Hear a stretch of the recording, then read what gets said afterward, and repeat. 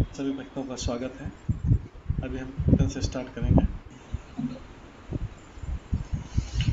जय राधा माधव कुंज बिहारी, जय राधा माधव कुंज बिहारी, जय गोपीजन वल्लभ गिरिवर धारी, जय गोपीजन वल्लभ गिरिवर धारी, यशोदानंदन व्रज जनरंजन, यशोदानंदन व्रज जनरंजन, यमुना तीरावनचारी,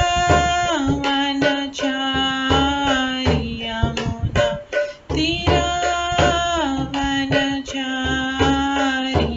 जय राधा माधव कुंज बिहारी, जय राधा माधव कुंज बिहारी, हरे कृष्णा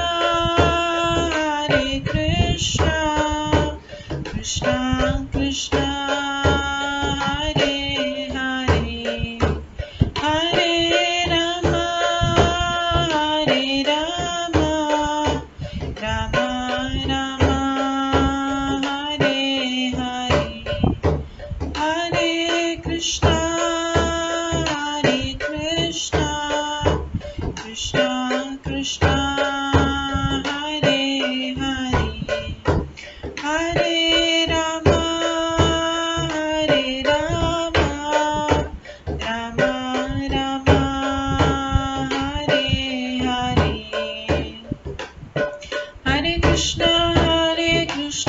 कृष्णा हरे हरे, हरे राम राम राम हरे हरे, हरे कृष्णा कृष्णा कृष्णा हरे हरे, हरे राम राम राम हरे हरे, हरे कृष्णा कृष्णा कृष्णा हरे हरे, हरे राम राम राम हरे हरे, हरे कृष्णा कृष्णा कृष्णा हरे हरे, हरे राम राम राम हरे हरे, हरे कृष्णा कृष्णा कृष्णा हरे हरे, हरे राम राम राम हरे हरे, जय राधा माधव राधे, जय राधा गोविंद राधे, जय गौरनताय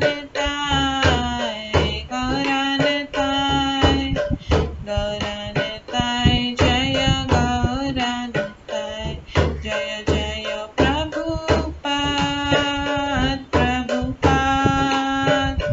प्रभुपाद जय जय प्रभुपाद, जय जय गुरुदेव जय जय गुरुदेव, नित्य गौर हरि बोल नित्य गौर हरि बोल, गौर प्रेमानंदे हरि हरि बोल। हरे कृष्णा। आज की इस क्लास में सभी भक्तों का स्वागत है। अभी मंगलाचरण से स्टार्ट करेंगे। ओम अज्ञान ज्ञानतिमिरन्धस्य ज्ञानाञ्जनशलाकया चक्षुरुन्मिलितं येन तस्मै श्रीगुरुवे नमः। श्रीचैतन्यमनोभीष्टं स्थापितं येन भूतले स्वयं रूप कदा मह्यं ददाति स्वपदान्तिकम्। वन्देऽहं श्रीगुरो श्रीयुतपदकमलं श्रीगुरुं वैष्णवांश्च श्रीरूपं साग्रजातं सहगण रघुनाथान्वितं तं सजीवं साद्वैतं सावधूतं परिजनसहितं कृष्णचैतन्यदेवं श्रीराधाकृष्णपादां सहगण ललिता श्रीविशाखान्वितांश्च। नमो विष्णुपदाय कृष्णपृष्ठाय भूतले श्रीमते भक्तिवेदांत स्वामिन्निति नामिने। नमस्ते सरस्वती देवे गौरवाणी प्रचारिणे निर्विशेष शून्यवादी पाश्चात्य देशतारिणे। वाञ्छाकल्पतरुभ्यश्च कृपा सिन्धुभ्येव च पतितानां पावनेभ्यो वैष्णवेभ्यो नमो नमः। जय श्री कृष्ण चैतन्य प्रभु नित्यानंद श्री अद्वैत गदाधर शिवासादि गौर भक्तवृंद। हरे कृष्णा कृष्ण कृष्ण हरे हरे, हरे राम राम राम हरे हरे। ओम नमो भगवते वासुदेवाय। ओम नमो भगवते वासुदेवाय। ओम नमो भगवते वासुदेवाय। नारायणं नमस्कृत्य नरं चैव नरोत्तमं देवीं सरस्वतीं व्यासं ततो जयमुदीरये।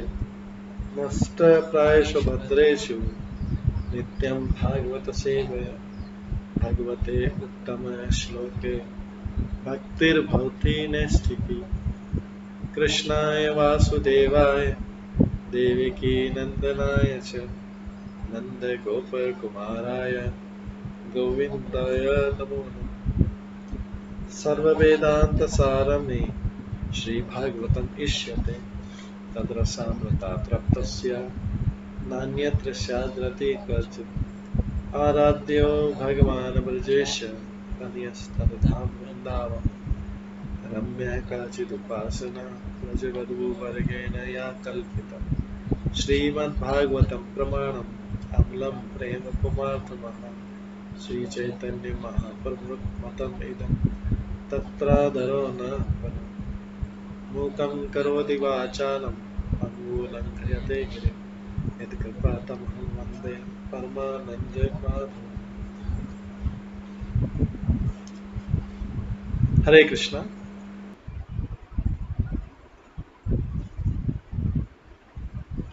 हरे कृष्णा। आज की इस क्लास में सभी भक्तों का स्वागत है।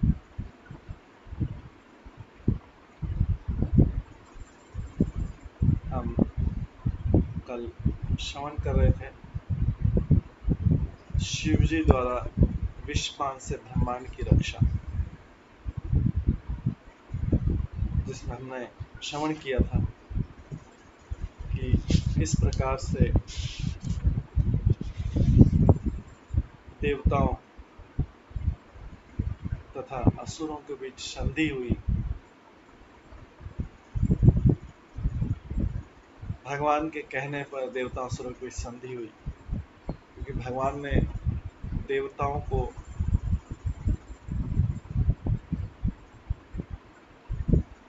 ये सलाह दी थी कि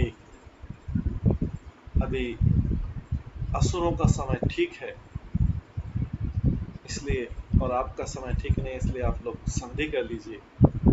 देवताओं से भी कहा था और भगवान ने उनको संधि करके समुद्र मंथन करने की सलाह दी, जिससे अमृत प्राप्त हो और देवता लोग उस अमृत का पान करें। उस अमृत का पान करके जब देवता लोग युद्ध करेंगे तो वो असुरों से जीत पाए। भगवान ने ऐसा सजेशन क्यों दिया? दो कारण थे। एक तो भगवान समुद्र मंथन की लीला का आनंद लेना चाहते हैं, क्योंकि भगवान स्वयं ने उसमें हिस्सा लिया अपने अजित अवतार के रूप में, कूर्म अवतार के रूप में, और बाद में मंथन जब चल रहा था धन्वंतरी अवतार के रूप में भगवान ने मोहिनी मूर्ति रूप भी धारण किया।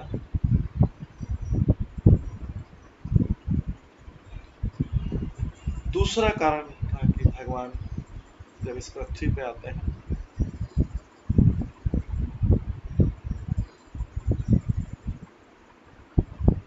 तो जैसे पृथ्वी पे आके दुष्टों का विनाश कैसे विनाश करते हैं, ऐसे ही भगवान विष्णु असुरों का भी विनाश करने की इच्छा रखते हैं जब जब असुर उत्पन्न होते हैं। इसके द्वारा हमें भी शिक्षा देना चाहते हैं कि वे हमेशा धर्म के साथ हैं और अधर्मियों का विनाश करने में उत्सुकता रखते हैं। इस तरह से हमने देवता तथा असुरों की संधि, उसके बाद अगले 7वें अध्याय में हमने श्रवण किया था किस प्रकार से समुद्र मंथन की पूरी क्रिया प्रारंभ हुई। मंदराचल पर्वत को मथानी बनाया गया, वासुकी सांप को रस्सी बनाया गया और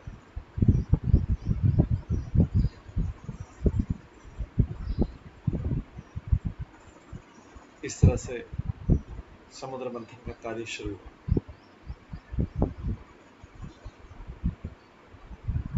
मंदराचल पर्वत को उठाने में काफी कष्ट था,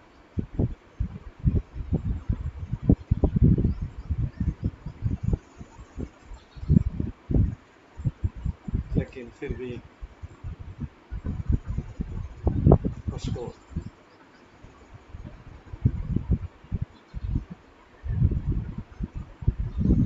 भगवान ने गरुड़ पे रख के क्षीरसागर के पास ले गए।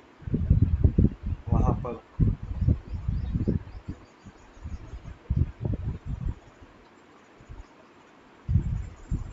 उसको स्थापित किया।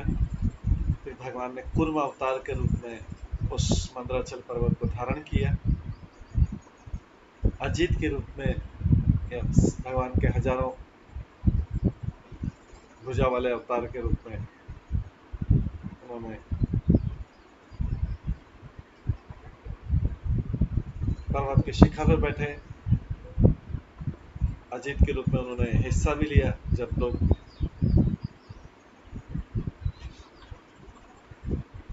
क्षीरसागर से अमृत नहीं निकला तो भगवान अजित ने समुद्र को स्वयं मथना प्रारंभ किया।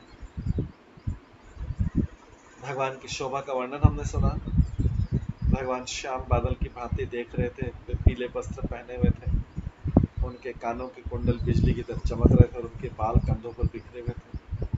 वे फूलों की माला पहने थे और उनकी आंखें गुलाबी थी। विश्व भर में अभय देने वाली अपने बलिष्ठ यशस्वी भुजाओं से उन्होंने वासिक को पकड़ लिया था और वे मंदर पर्वत को मथानी बनाकर समुद्र का मंथन करते हैं। इस प्रकार जब वे व्यस्त थे तो इंद्रनील नामक सुंदर पर्वत की भांति प्रतीत हुए।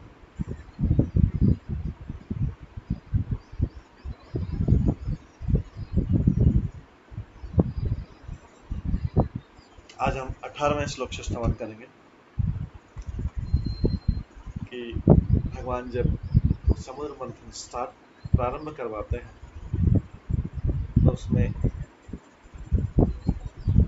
क्या क्या उसमें से उत्पाद निकलते हैं वो श्रवण करें। 18वें श्लोक से निर्माध्यमानात् उद्धेयभूत विषम महाउल्बणं हलाहल्लाहं अग्रतः सम्भ्रान्तमीन उन्मकर अहिकच्छपात तिमिद्वीपरग्राह तिमंगलाकुला। मछलियां, हांगर, कछुए तथा सर्प अत्यंत विचलित एवं क्षुब्ध थे। सारा समुद्र उत्तेजित हो उठा और व्हेल, समुद्री हाथी, घड़ियाल तथा तिमिंगिल मछली जैसे बड़े बड़े जलचर भी सतह पर आ गए। जब ये समुद्र मंथन चला, बड़े बड़े सब प्राणी बाहर आ गए क्योंकि पूरे समुद्र में हलचल हो गई। जब इस प्रकार से समुद्र मंथन हो रहा था तो उसमें सर्वप्रथम हलाहल नामक घात विष उत्पन्न हुआ। महोल्बणम हलाहल, महोल्बणम हलाहल आहम अग्रतम, सबसे पहले हलाहल विष उत्पन्न हुआ।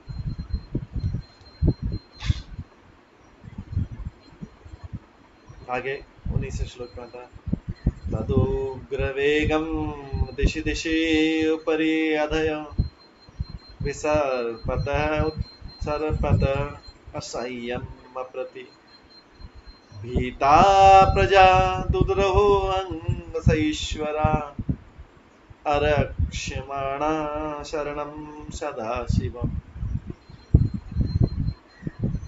हे राजन, जब वो उग्र विष ऊपर नीचे तथा सभी दिशाओं में वेग के साथ फैलने लगा तो सारे देवता भगवान समेत सदाशिव के पास गए।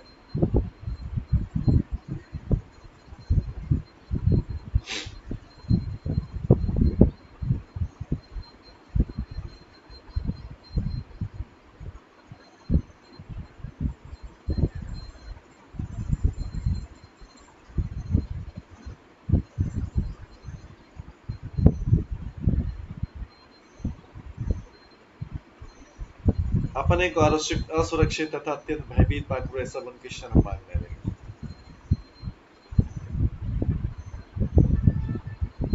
तो इस हलाहल विष इतना ज्यादा है कि उसके, हम आगे देखेंगे, उसका एक बूंद जो है, उसका एक ड्रॉप, उसका एक छींटा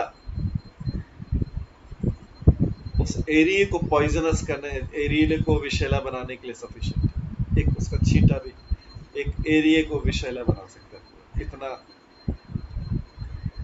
इतना जो है वो भयानक।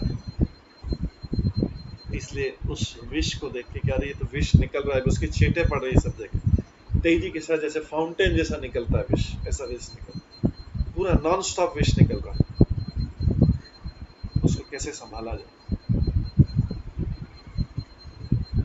तो सारे देवता और असुर अपने को अत्यंत भयभीत मानकर, असुरक्षित और भयभीत मानकर सब उनकी शरण मांगने लगे। तात्पर्य, कोई चाहे तो ये प्रश्न कर सकता है कि जब साक्षात भगवान वहां उपस्थित थे तो वे सारे देवताओं तथा प्रजा को लेकर सदाशिव की शरण में क्यों गए? उन्होंने स्वयं हस्तक्षेप क्यों नहीं किया?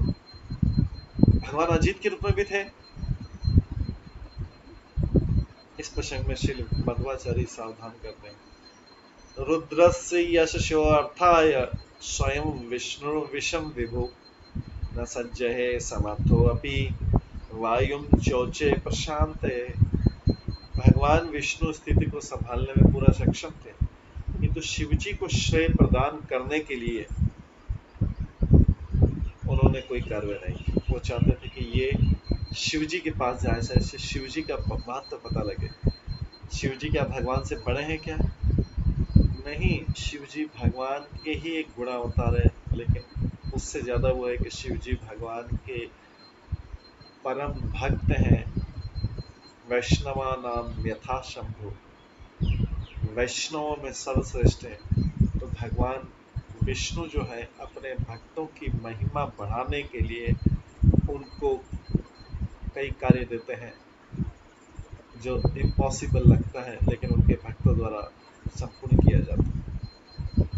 जैसे अर्जुन के द्वारा, अर्जुन के माध्यम से भगवान ने महाभारत में सारे कौरवों और उनकी सेनाओं को वध करवाया। स्वयं कर सकते थे, लेकिन स्वयं क्या बना, उसके सारथी बने। और वध किसके द्वारा कराया?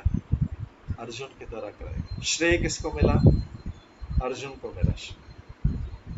उसका सारा श्रेय जो है अर्जुन को, क्रेडिट अर्जुन को। भगवान तो सोचने से, उनकी इच्छा शक्ति से युद्ध हो सकता था, सब लोग विनाश हो जाते उनकी इच्छा शक्ति से, लेकिन वो सारथी बने, चैरियट ड्राइवर बने। और किसका सारा महाभारत युद्ध में जीतने का श्रेय पांडवों को दिया, उसमें विशेषतः अर्जुन को दी।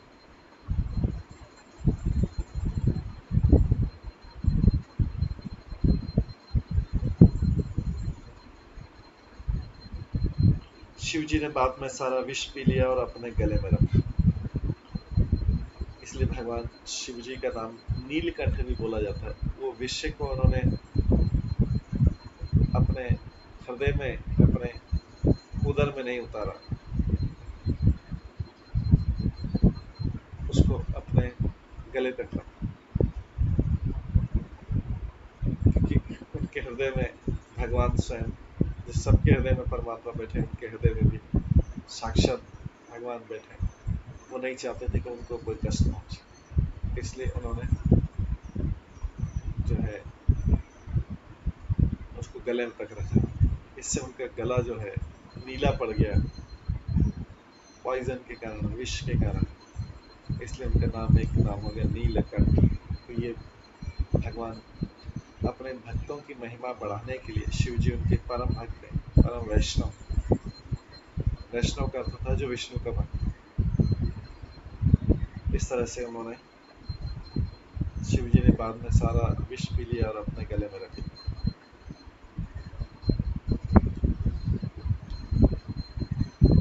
भगवान स्वयं लेके गए थे। तो कोई ये सोच सकता है कि जो शिव जी के भक्त, देखो देखो भगवान विष्णु भी संभाल नहीं पाए थे स्थिति को, इसलिए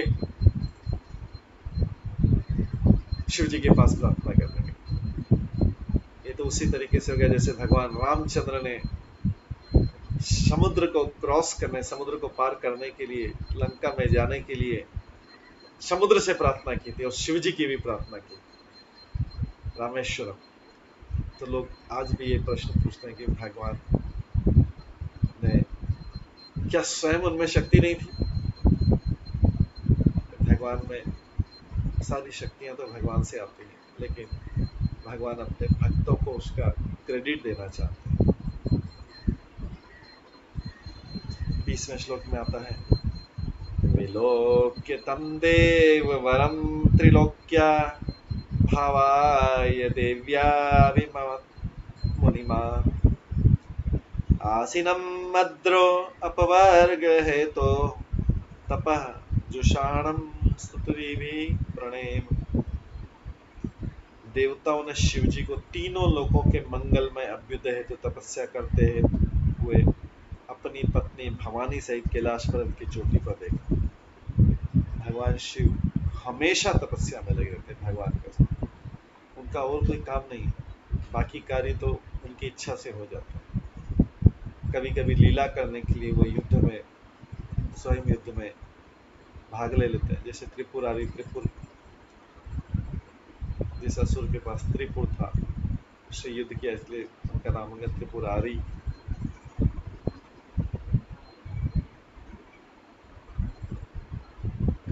लेकिन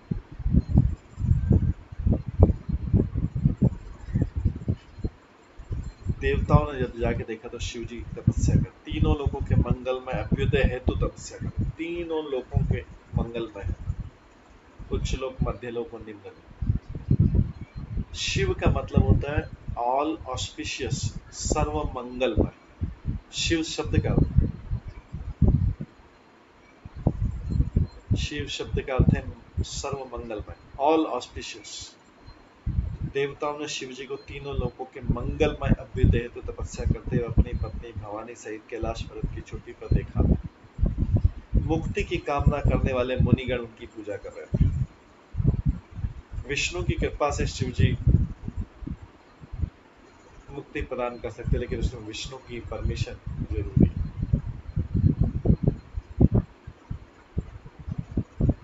तो जो जो मुक्ति में ज्यादा मुक्ति या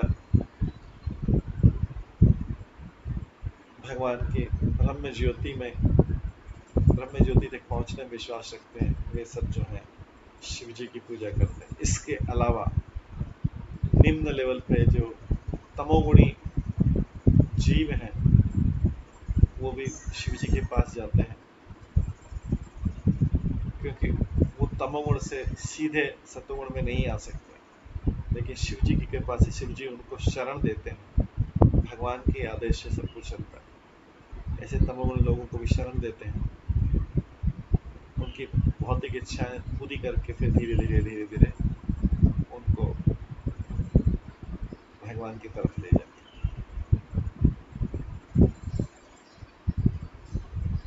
तो उनको दर्शन करके, जब से देवता लोग उनको दर्शन करने के लिए कैलाश पर्वत की चोटी पर गए और वहां के जाके प्रार्थना करते हैं शिव जी के लिए, शिव जी की प्रसन्नता के लिए। भगवान सब देख रहे हैं, क्योंकि उन्हीं की आज्ञा से सब कुछ हो रहा है। श्री प्रजापतये ऊचो, तो यहाँ पे सब देवता लोग शिव जी की उपासना कर रहे हैं। श्री प्रजापति, प्रजापति में सब आ जाते हैं। ब्रह्मा जी भी प्रजापति हैं, कश्यप मुनि और जो सारे हैं दक्ष, ये सब प्रजापति हैं। प्रजापति जो प्रजा को उत्पन्न करने की। श्री प्रजापति ऊचे देव देव महादेव भूतात्मन भूत भावन त्राहीन शरणापन्नान त्रैलोक्य दहनात विषाद।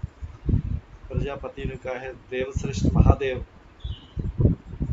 है, समस्त जीवों के परमात्मा तथा उनकी सुख समृद्धि के कारण हम आपके चरण कमलों की शरण में आए हैं। अब आप तीनों लोकों में फैलने वाले इस उग्र विष से हमारी रक्षा कीजिए।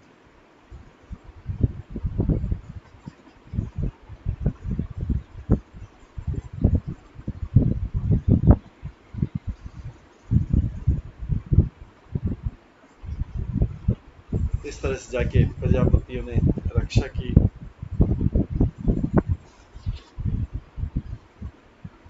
तात्पर्य, चूंकि शिवजी पर संहार करने का उत्तरदायित्व है, तो फिर सुरक्षा के पास क्यों जाए, सुरक्षा के लिए उनके पास क्यों जाए जो भगवान विष्णु का कार्य। शिव जी तो संहार करते हैं, पालन करने का कार्य तो विष्णु का, फिर शिव जी के पास क्यों गए। ब्रह्मा जी सर्जन करते हैं, शिव जी संहार करते हैं, किंतु ब्रह्मा जी और शिव जी दोनों ही विष्णु के अवतार और शक्तावेश अवतार कहलाते हैं। ब्रह्मा जी शिव जी दोनों शक्तावेश अवतार कहलाते हैं। उन्हें सर्वव्यापी विष्णु के समान ही विशेष शक्ति प्राप्त है। अतः जब भी रक्षा के लिए शिव जी से स्तुति की जाती है तो वास्तव में स्तुति भगवान विष्णु के लिए ही है, क्योंकि शिव जी तो विनाश के निमित्त है, नहीं तो विनाश हो जाएगा। शिव जी अगर प्रसन्न नहीं रहेंगे तो विनाश हो जाएगा, और वो भगवान विष्णु की अंश है। इसलिए विनाश रोकने के लिए, मतलब रक्षा करने के लिए शिव जी के पास जाके प्रार्थना की जाती है।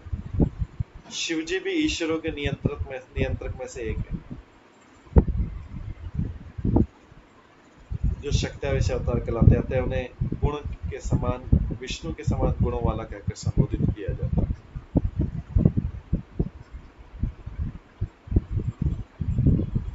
बाईसवां श्लोक, त्वमेक सर्व जगदीश्वरे बंध मोक्षयो त्वामर्चनति कुशला प्रपन्नाति हरम गुरु।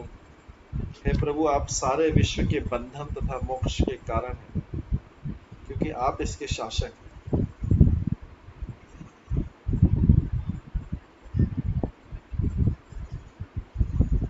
आप आप सारे विश्व के बंधन तमोक्ष के कारण, क्योंकि आप इसके शासक हैं। जो लोग आध्यात्मिक चेतना में बढ़े चढ़े हैं वे आपकी शरण में जाते हैं।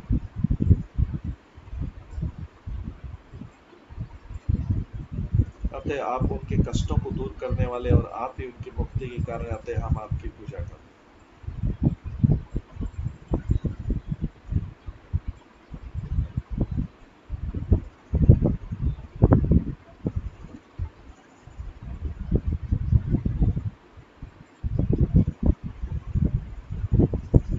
तात्पर्य वास्तव में विष्णु ही सारे सौभाग्य के पालन पोषणहार हैं। ओरिजिनल तो विष्णु ही। यदि मनुष्य विष्णु की शरण ग्रहण करता है तो देवताओं ने शिव जी की शरण क्यों ग्रहण की? उन्होंने इसलिए ऐसा किया कि भौतिक संसार की सृष्टि शिव जी के माध्यम से करते हैं। सृष्टि में शिव जी का भाव और भवानी का योग है, क्योंकि जो भगवान विष्णु जब दृष्टि डालते हैं अपनी कर्मदक्षा विष्णु, तो दृष्टि भगवान जो है माया की तरफ डालते हैं, जिससे माया जो भगवान की शक्ति प्रेग्नेंट होती है, उससे फिर जीव और संतान के रूप में उत्पन्न होता है। और वो शिवजी के थ्रू, शिवजी के माध्यम से होती है दृष्टि, शिवजी के माध्यम से होती है दृष्टि। तो शिवजी इस माया के पति हैं, इस भौतिक जगत के, तो इसलिए शिवजी का सृष्टि बनाने में रोल आता है। जब भगवान भगवद गीता में कहते हैं कि सारे जीवों के प्रजापिता वो है, अहम बीज प्रजापिता, अहम बीज प्रदः पिता, अहम बीज प्रदः पिता, मैं बीज प्रदान करने वाला पिता हूँ। तो शिवजी के माध्यम से विष्णु द्वारा संपन्न होता है। भगवान डायरेक्टली नहीं आते, शिवजी के माध्यम से सारा कार्य होता है।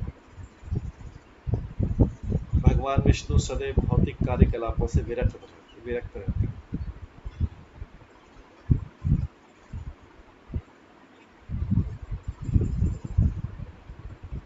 और जब उन्हें भौतिक कार्यकलाप संपन्न करने रहते हैं तो शिव जी के माध्यम से करते हैं।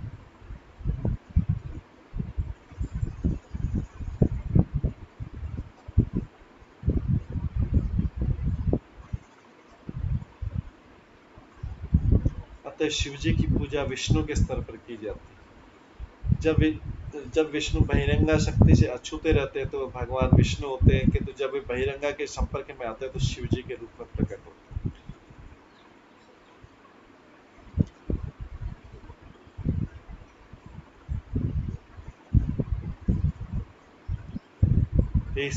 गुणमय्या सशक्त्यास्ते सर्ग स्थिति अप्ययान विभो तत्से यदा सदृक् भूमन् ब्रह्म विष्णु शिव विधान।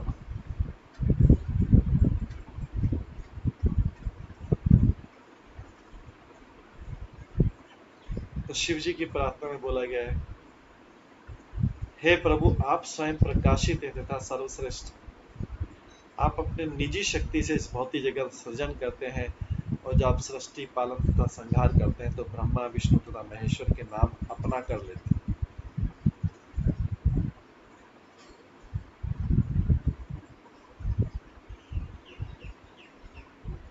ये स्तुति वास्तव में तो पुरुष रूप भगवान विष्णु को अर्पित की गई, जो अपने गुणों में ब्रह्मा विष्णु तथा महेश्वर का नाम लेते हैं। वही विष्णु अलग अलग नामों से सृष्टि की रचना करते हैं, पालन करते हैं, संहार करते हैं।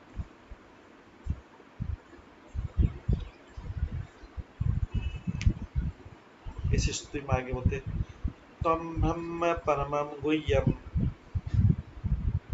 सत असत भाव भावनम नाना शक्ति भी आभात तमात्म जगदीश्वर। आगे शिवजी की प्रार्थना की जा रही है। हालांकि विष्णु की प्रार्थना है, क्योंकि शिवजी भी विष्णु का ही एक अवतार है। इस प्रार्थना में क्या कहा, आप समस्त कारणों के कारण आत्म प्रकाशित अचिंत्य निराकार ब्रह्म है, जो मूलतः परब्रह्म है। आप इस दृश्य जगत में विविध शक्तियों को प्रकट करते हैं। ये जो स्तुति है निराकार ब्रह्म की, तो शिव जी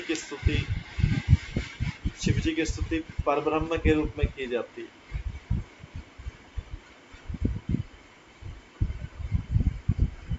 हालांकि परब्रह्म पूर्ण भगवान है, तो परब्रह्म का एक स्वरूप है शिव जी, तो स्तुति निराकार ब्रह्म की है। वास्तव में निराकार ब्रह्म जो है भगवान की एक अनुभूति है। निराकार ब्रह्म सबसे भगवान की अनुभूति में सबसे निम्न लेवल की अनुभूति है, उसके ऊपर परमात्मा की अनुभूति है, उसके ऊपर भगवान की अनुभूति है। इसलिए शिव जी की पुत्रकारी के आप इस दृश्य जगत में विविध शक्तियों को प्रकट करते हैं। 25 श्लोक में बोला गया है, तम शब्द योनि जगतादि आत्मा प्राणेन्द्रिय द्रव्य गुण स्वभाव काल क्रतु सत्यमृतम च धर्म त्वय्याक्षरम यत् त्रिमृतमनन्ति। हे स्वामी, आप वैदिक ज्ञान के मूल स्रोत, आप भौतिक सृष्टि, प्राण, इंद्रियों, पंच तत्वों, तीनों गुणों तथा महातत्व के मूल का एक्चुअली भगवान विष्णु की स्तुति जो एक अंश के रूप में शिव जी के रूप में प्रकट होती है। आप नित्य काल, संकल्प तथा सत्य और ऋतु कहने वाली दो धार्मिक प्रणालियां हैं। आप 3 अक्षरों अ, उ तथा म वाले ओम शब्द के आश्रय।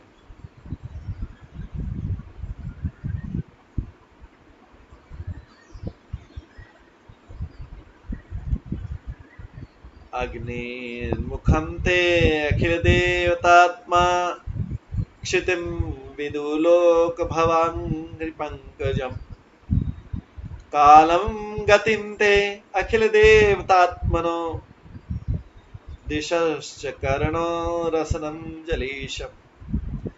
हे समस्त लोगों के पिता, विद्वान लोग जानते हैं कि अग्नि आपका मुख है। ये सब भगवान विष्णु के लिए संबोधित हो रहा है।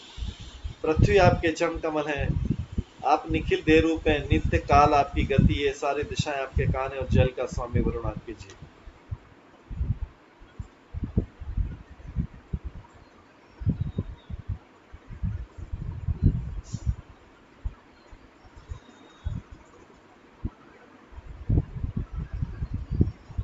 इस तरीके से भगवान की प्रार्थना की जा रही है।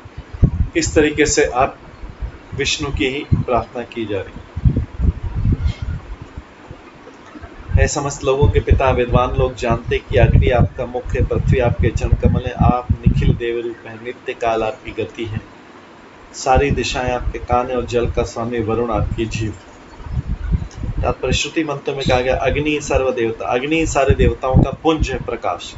अग्नि भगवान का मुख है, अग्नि के द्वारा ही भगवान सारी यज्ञाहुतियां स्वीकार करते हैं।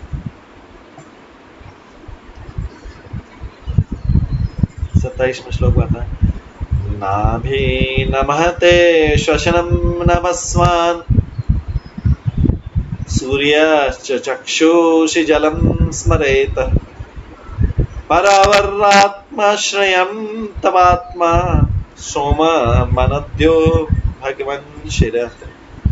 हे प्रभु, आकाश आपकी नाभि है, वायु आपकी श्वसन क्रिया है, सूर्य आपकी आंखें हैं।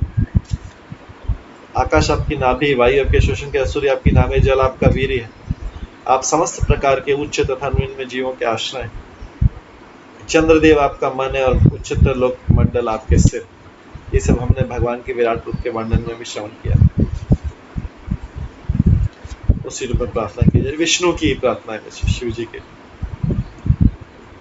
आगे 28 श्लोक में बोला गया, कुक्षी समुद्रा गिरियोस्ति संगा रोमाणि सर्वौषधि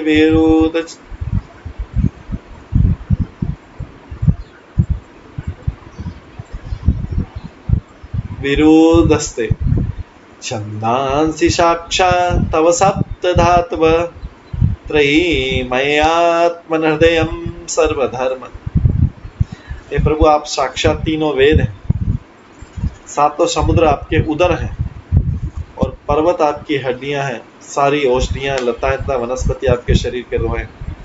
गायत्री जैसे वैदिक मंत्र आपके शरीर के 7 कोश हैं, वैदिक धर्म पद्धति आपका हृदय।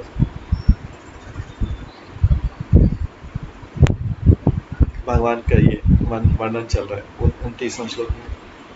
मुखानि पंचोपनिषदतविषये ये त्रिशतस्तुत्तरमन्त्रवर्गः यत् यत्तच्चाख्यं परमात्मतत्त्वं देव स्वयं ज्योति अवस्थितिः। प्रभु 5 महत्वपूर्ण वैदिक मंत्र आपके 5 मुखों के द्योतक।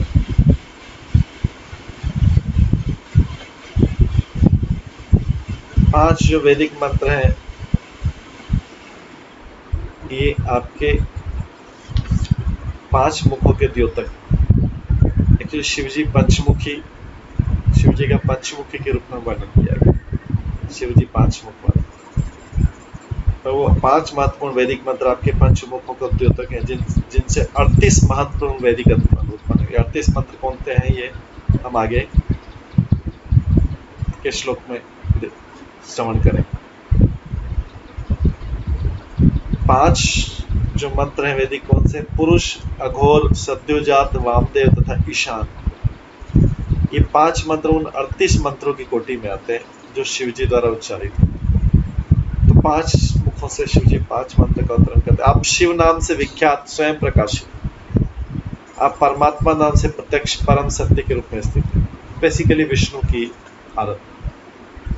तो तात्पर्य इस संबंध में जिन 5 मंत्रों का उल्लेख किया गया शिवजी द्वारा जो गाए जाते हैं, पुरुष, अघोर, सद्योजात, वामदेव तथा ईशान, ये 5 मंत्रों में 38 विशेष मंत्रों की कोटि में आते हैं जो शिवजी द्वारा उच्चारित होते हैं, इसलिए शिवजी या महादेव कहलाते हैं। उनके शिव अर्थात कल्याणकारी कहलाने का एक अन्य कारण कि वे परमात्मा कहलाने वाले ठीक भगवान विष्णु की तरह आत्म प्रकाशित। तो जो नाम अपराध में कहते हैं कि जो दूसरा नाम अपराध है उसमें आता है कि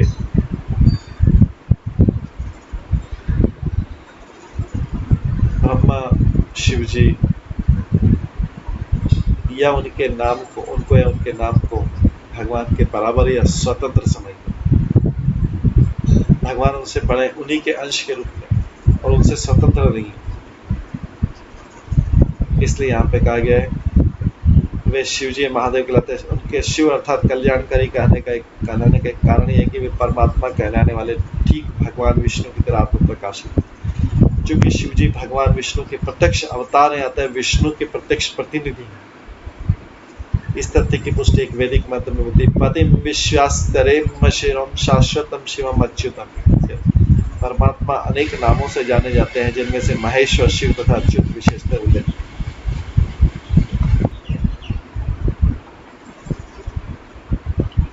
चूंकि शिवजी भगवान विष्णु के प्रत्यक्ष अवतार रहता है, वे विष्णु के प्रत्यक्ष प्रतिनिधि हैं। इस तथ्य की पुष्टि एक वैदिक मंत्र में पतिम विश्वस्यातेमश्वरम शाश्वतम शिवम अच्युतम से होती है। परमात्मा अनेक नामों से जाने जाते हैं, जिनमें महेश्वर, शिव तथा अच्युत विशेषता उल्लेख। 30वें श्लोक में आता है ये सब शिव जी की प्रार्थना चल रही, उनकी स्तुति चल रही, क्योंकि देवता अभी विषपान से, शिव जी से विषपान करना चाह रहे। हलाहल विष से भयभीत है। समुद्र मंथन में सबसे पहले हलाहल विष निकला। छाया तु अधर्म उमीशो ये विसर्ग त्रिनेत्रायं सत्वरज तमांसि साख्यम आत्मनः शास्त्र कृतत्ववीक्षा छंदमय देव ऋषि पुराण। हे भगवान, आपकी छाया अधर्म में दिखती है, जिससे नाना प्रकार की अधार्मिक सृष्टियां उत्पन्न होती। भगवान की जो छाया है वो अधर्म में दिखती है, भगवान स्वयं नहीं है। भगवान धर्म के साथ है, उनकी छाया अधर्म। इससे भगवान ही चाहते हैं उनकी छाया से इससे नाना प्रकार की अधार्मिक सृष्टियां उत्पन्न होती है। प्रकृति के तीनों गुणों रसत्व, रज तथा तमो आपके 3 नेत्र हैं। छंदों से युक्त सारे वैदिक ग्रंथ आपके उद्भूत है, आपसे उद्भूत है, आपसे उत्पत्ति हुई, क्योंकि उनके संग्रहकर्ताओं ने आपकी कृपा दृष्टि प्राप्त करके ही उनको शास्त्रों को लिखा। वैदिक शास्त्रों को, वैदिक मंत्र को भगवान की कृपा दृष्टि के बिना नहीं लिखा जा सकता। इसके बाद आगे बोला गया है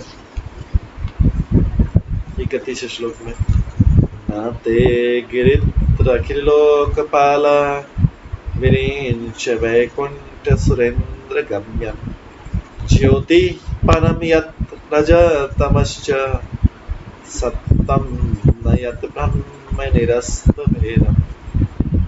गिरीश चूंकि निराकार ब्रह्म तेज सतो रजो तथा तमोगुण से परे, निराकार जो ब्रह्म तेज है, ब्रह्म ज्योति सतो रजो तथा तमोगुण से परे आते हैं, इस भौतिक जगत के विभिन्न निदेशक लोकपाल न तो उसकी प्रशंसा कर सकते, नहीं ये जान सकते कि वो कहाँ है। निराकार ब्रह्म के साथ है कि पता नहीं कहाँ है, तो निराकार ब्रह्म सतो रजो तमोगुण से परे हैं, अतः इस भौतिक जगत के विभिन्न निदेशक नहीं जान सकते, न तो उनकी प्रशंसा कर सकते, न जान सकते कि कहाँ है। वो ब्रह्मा विष्णु या स्वर्ग के राजा महेंद्र के द्वारा भी किए नहीं।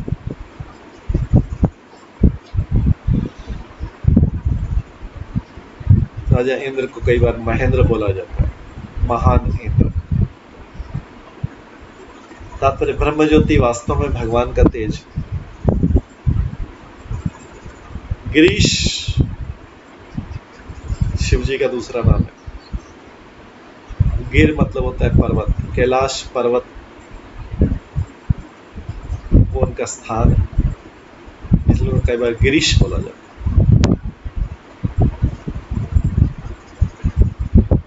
तो जो निराकार ब्रह्म तेज है, शिव जी को बार बार बोला जा रहा है निराकार ब्रह्म तेज, भगवान विष्णु का तेज। तात्पर्य ब्रह्म ज्योति वास्तव में भगवान का तेज है, जैसा कि ब्रह्म संहिता में कहा गया है, यस् प्रभा प्रवत जगदंड कोटि कोटिश शेष वसुधादि विभूति वृंदम तद्वद्ध्यं निष्कलमन्त शेष भूतम गोविंदमादि पुरुषम तमं भजामि। मैं उन आदि गोविंद भगवान की पूजा करता हूँ जो महान शक्ति से युक्त हैं। उनका दिव्य रूप का दैदित्यमान तेज निराकार ब्रह्म में जो परम पूर्ण तथा असीम है और असंख्य लोगों की विविधताओं को उनके विभिन्न तेज सहित करोड़ों ब्रह्मांड के रूप में प्रदर्शित करता है। भगवान का तेज, यदि ब्रह्म का निराकार स्वरूप भगवान की किरणों का विस्तार है, भगवान का जो किरणों का विस्तार वो ब्रह्म तेज है, किंतु उन्हें निर्विशेषवादियों को देखभाल करने की कोई आवश्यकता नहीं रहती जो ब्रह्म ज्योति में प्रवेश करते। निर्विशेषवादी ब्रह्म ज्योति में प्रवेश करते हैं। भगवद गीता में कृष्ण बोलते हैं, मया तदम इदम सर्वम जगत अव्यक्त मूर्तिना, मैं अपने निराकार स्वरूप में इस सारे ब्रह्मांड में व्याप्त रहता हूँ। इस प्रकार अव्यक्त मूर्ति अर्थात निराकार स्वरूप निश्चय कृष्ण की शक्ति का विस्तार है। भगवान का निराकार स्वरूप उन्हीं की शक्ति का विस्तार है। इस ब्रह्म तेज में लीन होने के इच्छुक लोग मायावती शिव जी की पूजा करते हैं। तो श्लोक 29 में जो लिखा है, श्लोक हमने जो पिछले 29वां श्लोक पढ़ा था जिसमें आया था, मुखानि पंच उपनिषद तविश, शिव जी जो 5 मुख से 5 श्लोकों का उच्चारण करते हैं वो शिव जी के मुख से निकलेगा। और मायावादी लोग इन सभी शिव जी की पूजा करते हैं, सभी मंत्रों को गंभीरता पूर्वक ग्रहण करते हैं। मंत्र इस प्रकार, जो 38 मंत्र है उसमें पहला तत्पुरुषाय विद्महे शांते, दूसरा है महादेवाय धीमहि विद्याय, तीसरा है तन्नो रुद्र प्रतिष्ठाय, सब शिव जी के मंत्र हैं। प्रचोदाय धृत्ये अघोरेभ्य स्तमा, छठा है अथ अघोरेभ्यो मोह, सातवां है अघोरेभ्यो रक्षा, आगे अघोरतरेभ्यो निद्रा, सर्वेभ्य सर्वव्याध्य, सर्वेभ्यो मृत्युवे, नमस्ते तु क्षुधा, रुद्र रूपेभ्य सतृष्णा, वामदेवाय रजा, ज्येष्ठ स्वाहा, श्रेष्ठाय रत्ये, रुद्रार कल्याणे, कालाय काम, कल विकरणाय संधिये, बल विकरणाय क्रिया, बलाय वृद्धे, बलच्छाय प्रमत्थानाय धात्रे, सर्वभूत दमनाय ब्राह्मणे, मनशोषिणे, उन्माय ज्वरा, सद्योजात प्रपद्या विसिद्धे, सद्योजात वे नमरुद्धे, भवे दित्ये अभवे लक्ष्मे, नाति भवे मेधा भजस्व मां कांते भवस्वधा उद्भवाय प्रभा ईशान सर्व विद्यानां शशिन्ये ईश्वर सर्वभूतानां अभियत्य ब्रह्माधिपतिर्ब्रह्मणो अधिपति ब्रह्म ब्रह्म शिवो में अस्तु परिचय सदा शिव जलते निराकार ब्रह्म भौतिक सृष्टि के अन्य लोकपालों तक को अज्ञात है।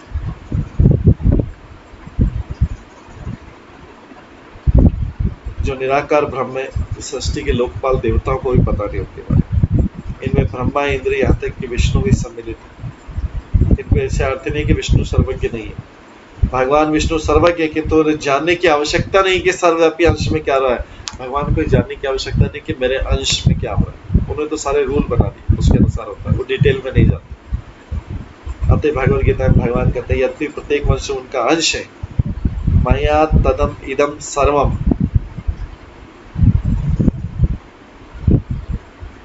भगवद गीता के 9वें अध्याय के 34 श्लोक में बोलते हैं मया तदम इदम सर्वम जगत अव्यक्त मूर्तिना। मैं सारे निराकार स्वरूप में सारे ब्रह्मांड में व्याप्त हूं। लेकिन भगवान को प्रत्येक वस्तु की निगरानी नहीं करनी पड़ती, उनका व्यवस्था ऐसी है। न चाहम तेष अवस्थी से, क्योंकि ब्रह्मा शिव तथा इंद्र जैसे अनेक लोकपाल विद्यमान है, भगवान को कोई जरूरत नहीं पड़ती है। तो शिव जी की इस तरह से आराधना की जा रही है।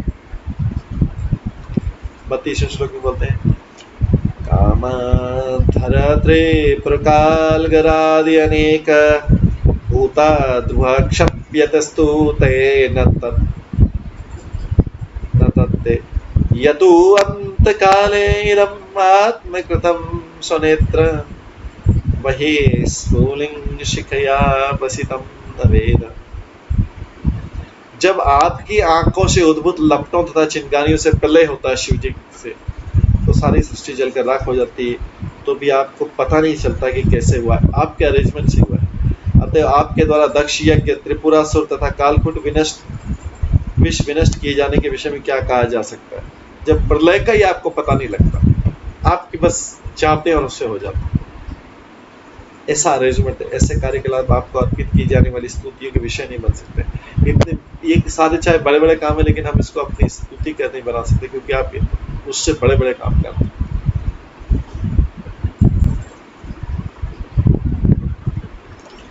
तात्पर्य चूंकि शिव जी जो भी बड़े काम करते हैं उन्हें वे महत्वहीन समझते हैं। शिव जी सोचते हैं इसका क्या है।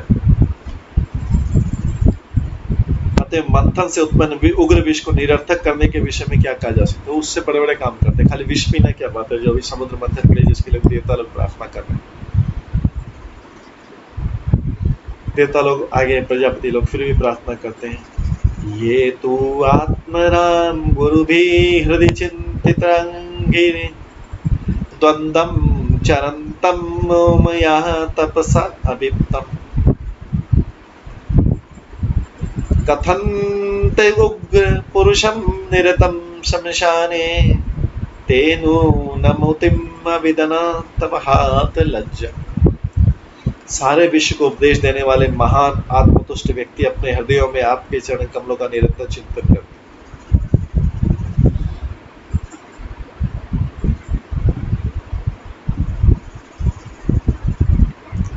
सारे विश्व को उपदेश देने वाले महान आत्मतुष्ट व्यक्ति आपके हृदयों में आपके चरण कमलों का निरंतर चिंतन करते हैं। किंतु जब आपकी तपस्या को न जानने वाले व्यक्ति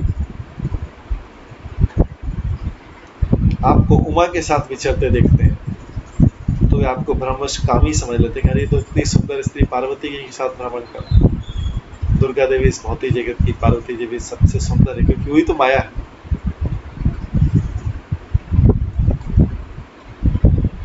वही माया का रूप धारण करती, इस जगत को मोहित करती थी।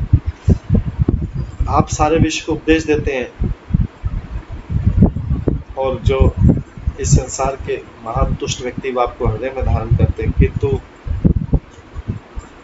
आप किस प्रकार की तपस्या करते लोग समझ नहीं सकते। इसलिए शिव जी जब पार्वती के साथ भ्रमण करते हैं तो ब्रह्मवश लोग आपको कामी समझ लेते हैं, और जब आपको शमशान में घूमते देखते हैं तो ब्रह्मवश आपको अत्यंत क्रूर और ईर्ष्यालु समझते हैं। निसंदेह वे सब निर्लज्ज है, क्योंकि वे आपके कार्यकलापों को नहीं समझ सकते। तात्पर्य शिव जी सर्वोच्च वैष्णव है। वैष्णवा नाम यथा शंभु, इसलिए कहा गया है वैष्णव क्रिया मुद्दा विज्ञ न बुझे। जहां तक बुद्धिमान से बुद्धिमान व्यक्ति भी नहीं समझ सकते कि शिव जी जैसा वैष्णव क्या करता है अथवा कैसे करता है। वैष्णव क्रिया मुद्दा विज्ञ न बुझे।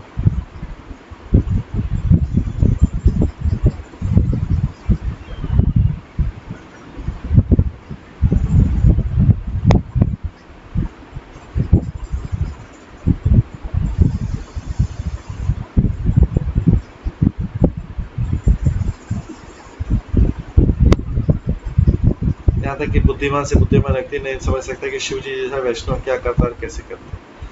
जो लोग काम तथा क्रोध के वशीभूत हैं वे शिव जी की महिमा का अनुमान नहीं लगा सकते।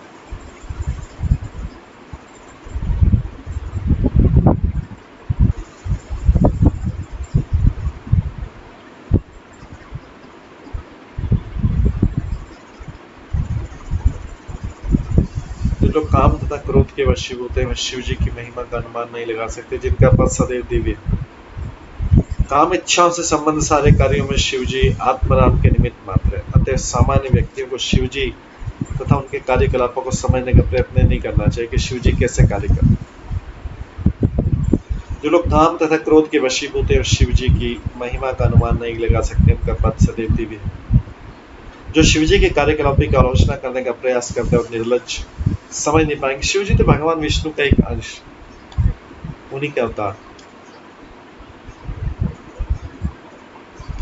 आगे बोला गया है 34वें श्लोक में बोला गया है,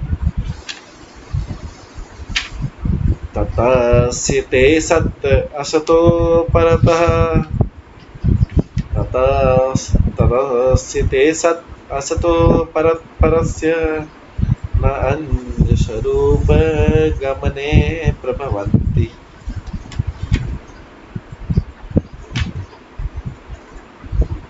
न अंजस्वरूप गमने प्रभवन्ति भूम्नः। ब्रह्मादय किम् उत संस्तमने वयं तु तत्सर्ग सर्ग विषयापि शक्तिमात्रम्। ब्रह्मा जी तथा अन्य देवतागण जैसे व्यक्ति तक आपकी स्थिति नहीं समझ सकते, क्योंकि आप च तथा अच सृष्टि से पर हैं। चूंकि आपको सही रूप में कोई नहीं समझ सकता, तो फिर भला कोई किस तरह आपकी स्तुति कर सकता है, यह असंभव है।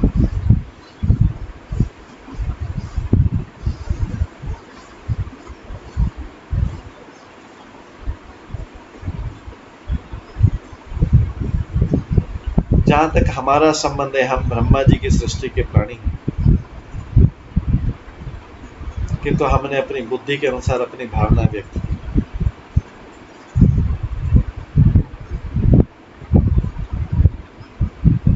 शिव जी की प्रार्थना करें सारे लोग।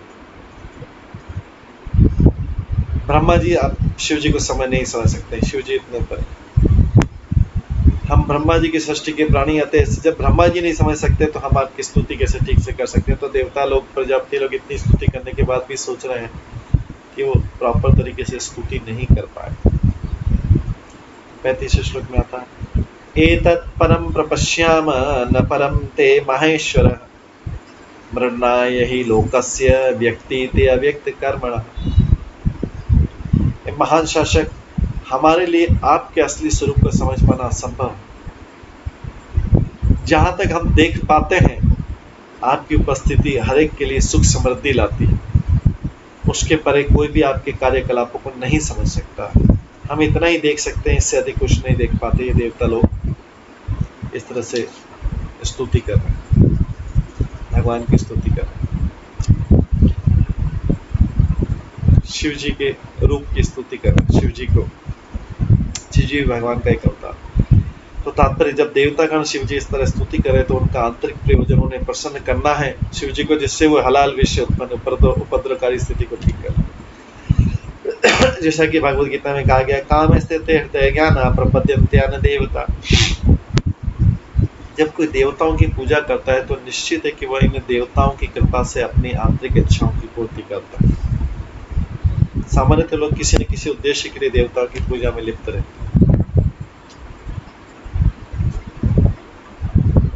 इस तरह से प्रजापति ने और देवताओं ने अपने स्तुति कंप्लीट की।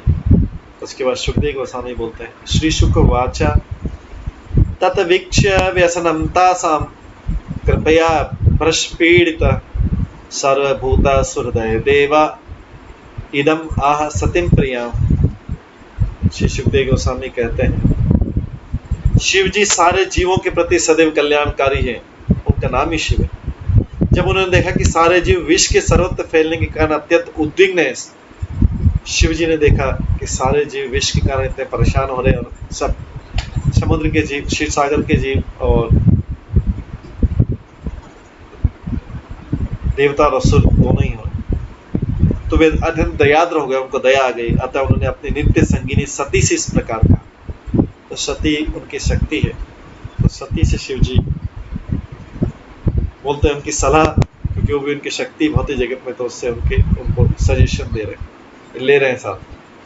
श्री शिव वाच अहो बत भवानी तत् प्रजानां पश्य वेशसं क्षीर उदर मथन उद्यात कालकूटान उपस्थितम। शिवजन का प्रिय भवानी, जरा देखो तो किस तरह सारे जीव क्षीर सागर के मंथन से उत्पन्न विष के कारण संकट में पड़े, किस तरह जो है ये सारे जीव संकट में पड़े, देखो। क्योंकि वो भी इक्वली, उनका भी पार्टिसिपेशन है, उनका भी सहभागी है इस सृष्टि को बनाने में, भवानी भी। तो इसलिए शिव जी अपनी पत्नी भवानी से बोल रहे हैं, प्रिय भवानी पार्वती, जरा देखो तो सही, सती देखो तो सही, किस तरह ये सारे जीव क्षीर सागर के मंथन से उत्पन्न विष के कारण संकट में पड़ गए।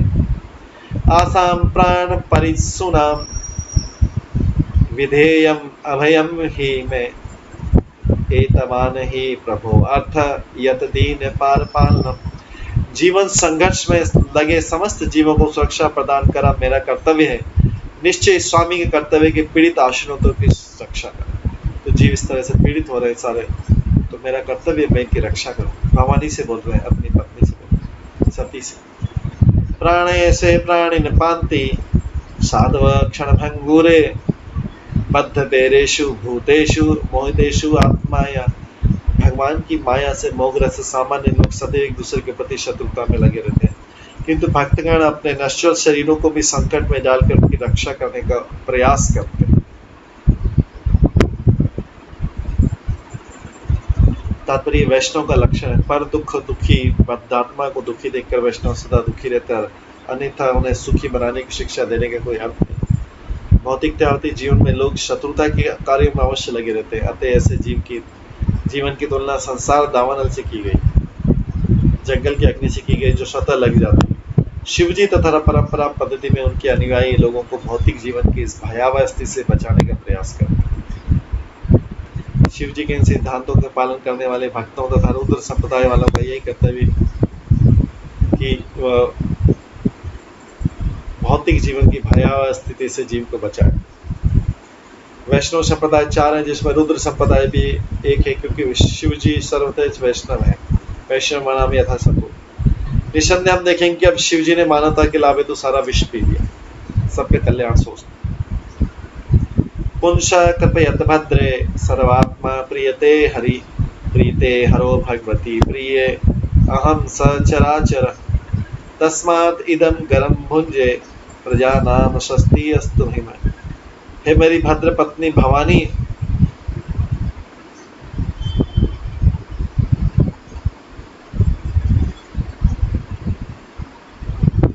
जब कोई दूसरों के लिए उपकार कार्य करता है तो भगवान हरि अत्यंत प्रसन्न होते हैं, और जब भगवान प्रसन्न होते हैं तो मैं भी अन्य प्राणियों के साथ अत्यधिक प्रसन्न होता हूँ। अतः मुझे विष पीने दो, क्योंकि मेरे कारण सारे जीव इस प्रकार से सुखी होंगे। तो शिव जी इस प्रकार से भवानी को बोल रहे हैं, मुझे विष पीने दो, मतलब उनकी सहमति भी ले रहे हैं, भवानी से बात कर रहे हैं। हे मेरी भद्र पत्नी भवानी, जब कोई दूसरों के लिए उपकार कार्य करता है तो भगवान हरि अत्यधिक प्रसन्न होते हैं, और जब भगवान प्रसन्न होते हैं तो मैं भी अन्य प्राणियों के साथ अत्यधिक प्रसन्न होता हूँ। मुझे विष पीने दो, क्योंकि मेरे कारण सारे जीव इस प्रकार सुखी होंगे। श्री शुक वाचा एवं मामंत्रे भगवान भवानी विश्व भावन तद विषम जगतु आरभे प्रभाव ज्ञान मोदता। श्री शिवदेव गोस्वामी ने कहा इस प्रकार भवानी को सूचित करके शिवजी वो विष पीने लगे और भवानी ने ऐसा करने की अनुमति दी क्योंकि वे शिवजी की क्षमताओं को भली भांति जानते।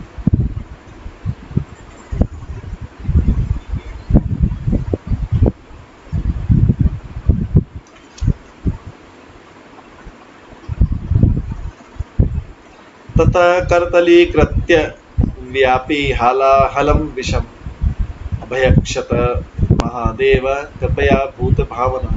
तत्पश्चात मानवता के लिए शुभ तथा उपकारी कार्य में समर्पित शिवजी ने कृपा करके सारा विष अपनी हथेली में रखा और उसे पी गया।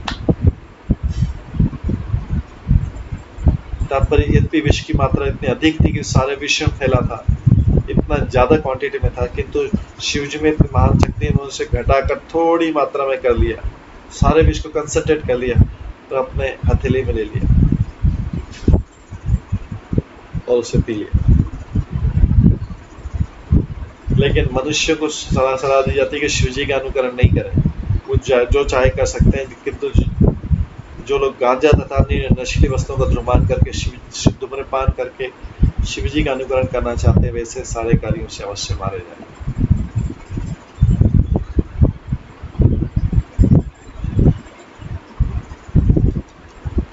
तस्यापि दर्शयामास सवीर्यं जलकल्मष यत् चकार गले नीलम तत् च साधो विभूषणम।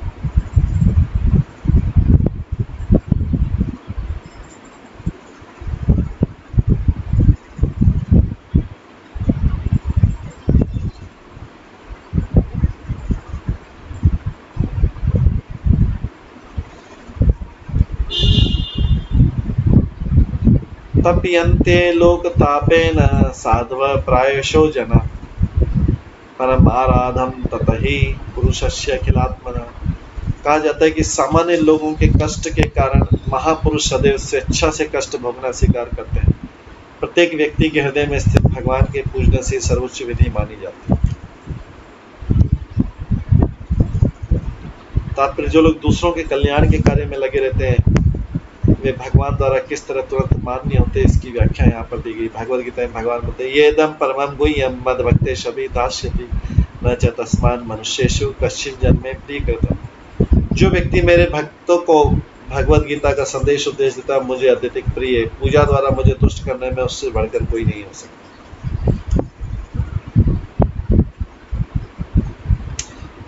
ये भगवद गीता के 68-69 न ये इदम परमं गुह्यं मद भक्तेषु दास्यति।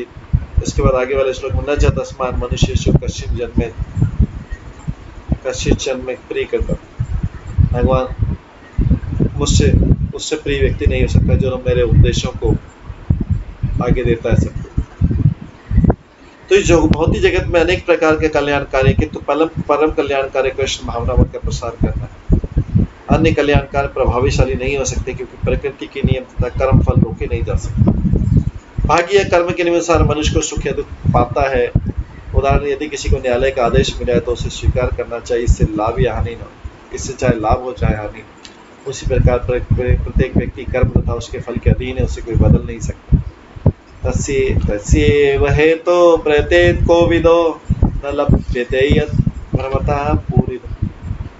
मनुष्य को उसके लिए प्रयास करना चाहिए जो कर्म फल के कारण ब्रह्मांड में ऊपर नीचे चक्कर लगाने से कभी प्राप्त नहीं हो पाता। मनुष्य को कृष्ण भावना भावित होने का प्रयास करना चाहिए।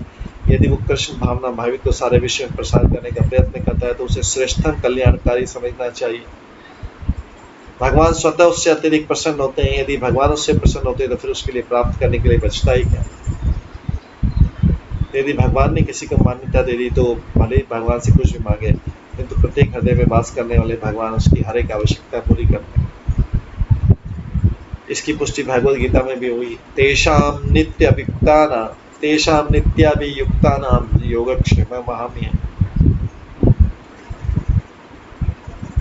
पुनः जैसा कि कहा गया गीता में, तप्यन्ते लोकतापेन साधव प्रयासो जना। सर्वश्रेष्ठ कल्याणकारी यही हुआ कि लोग कृष्ण भावना के स्तर तक उठाए जाए, क्योंकि बद्ध जीव कृष्ण भावना के अभाव के कारण कष्ट भोग रहे हैं। स्वयं भगवान भी मानवता को कष्ट मिटाने के लिए अवतरित होते हैं।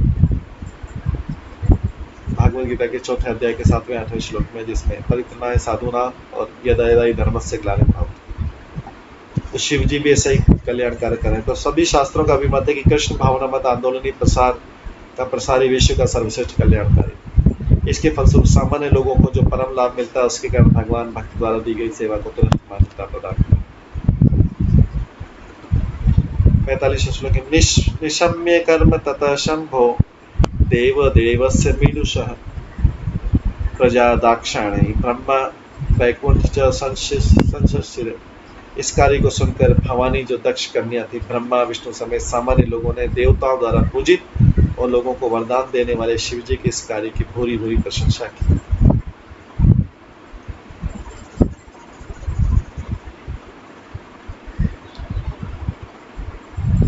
आगे प्रस्कन्नम पिबतः पाणे यत किंचित जगत स्म तद्वृश्चिक अहि विष औषध्य दंत शुका च ये अपरे।